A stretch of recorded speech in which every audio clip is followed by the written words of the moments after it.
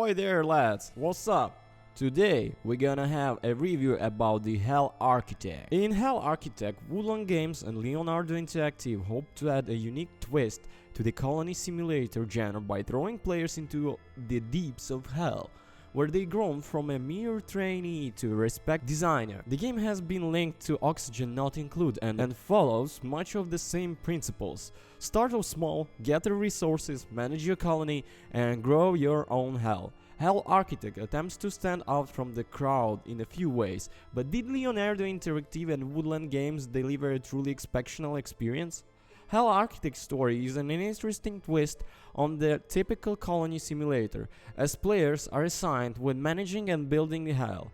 In doing so, they need to develop hell for Lucifer himself. The game's story, though simple in essence, was boosted by the game-grade dialogue, voice acting and comedy narration. Throughout this scenario, Servant of Lucifer will chime in and provide some comic relief, mainly founded in dark humor. Hell Architect's story adds some extra oomph on a subtle genre and sets the tone for the game. Hell Architect is a 2D game about building and managing hell. In game, you play as a new employee trying to extract the most work you can from the various sinners as you build. The first thing on would notice is Hell Architect 2D art style, which is more adorable. It manages to the cute even as you make a little line of sinners do horrible things to themselves. The main selling point of Architect, other than its art style, its gameplay. Gameplay in Hell Architect is deep. To briefly explain, there are three main parts to the gameplay, namely sinners, materials and construction, and to not spoil the game too much, I have kept only pictures from the beginning of the game.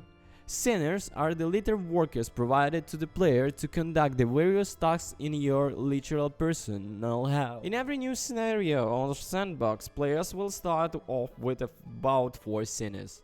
New sinners are provided in regular intervals, and these sinners can be ordered around to mine for materials, perform various tasks like preparing food and water, work on construction, or get tortured and get killed in order to produce a few materials for the architect. Every sinner has a few attributes which make them more suitable for a new particular job. Even legendary sinners who come in with extra perks and provide the player with extra bonuses to work with. Although sinners would go to waste if not for the materials in game, the basic materials in the game are metal, dirt and coal, which are obtained from basic mining and are used in every level of construction. There are uncommon materials to mine like green and blue crystals, which basically help in researching new structures in order to make a more efficient hell. And not to mention the materials produced by sinners, namely suffering and essence. Suffering is produced by torturing the sinners, while essence is produced when one tortures a worker in the deeper pit of hell where your worker is lost and unavailable to serve you anymore. Constructing new structures in order to improve various triggers and to produce more materials, which in turn allow the player to build better structures in the main loop of the game. You are handed basic blueprints at the start, along with the knowledge to make food, water and suffering, but slowly the roles of various structures change and expand. By the end of the run, they can get very creative and fun. All components of gameplay synergize well with each other and complement themselves in unique ways. For example, some structures in the game need essence to upgrade or buy for them. For this, you will need to completely extract the resource from sinners, but essence is most produced from the sinners who are more the same. Which means that there should be enough structures to provide the sinners with adequate resources while still making them work enough to extract the basic resources. This is just a very basic example of and something which is encoded in the relatively early stages of the game. Hell Architect managed to have many other gameplay scenarios like this as it goes on. All these steps are also sprinkled with a morbid sense of humor in each of these tasks, which did make me chuckle. I would say that any new player should go through the tutorials as they are extensive and will help players actually learn the mechanics of the game. But base gameplay is only one aspect, and where this gameplay takes place also changes how one approaches. The game has scenarios and the sandbox. Sandbox is just the base gameplay set for any player to toy and build with as efficiently as soon as possible, whereas scenario is the story mode of the game and it's a bit off. Before playing starts a scenario, they should play the tutorials. This is not just to learn the mechanics, but also because in this is where the story really begins with you instructor, in the tutorial being a recruiting bit in a story. The story followed the player as small slow time hell architect working up their wrong step by step while performing the tasks told us in each of these scenarios.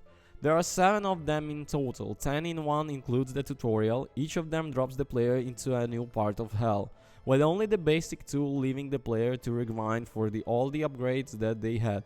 This made the story feel like are stopping alone in between it.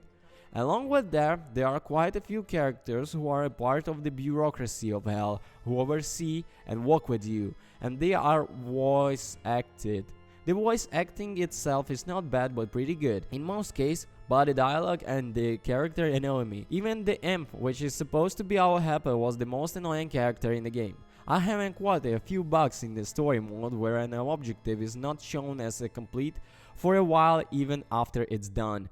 But for the most part, playing the game was smooth, and I almost forgot about the soundtrack, which is fitting as I thought it was average.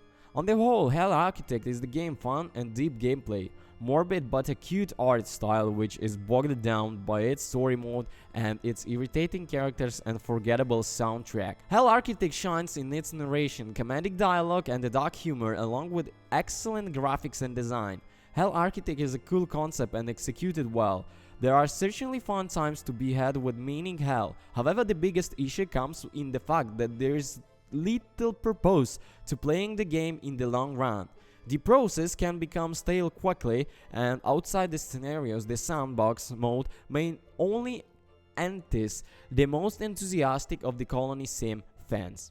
Thank you for watching. Don't forget to comment and subscribe. All the links will be at the description. Also, don't forget to hit those bells because notifications are coming. Peace.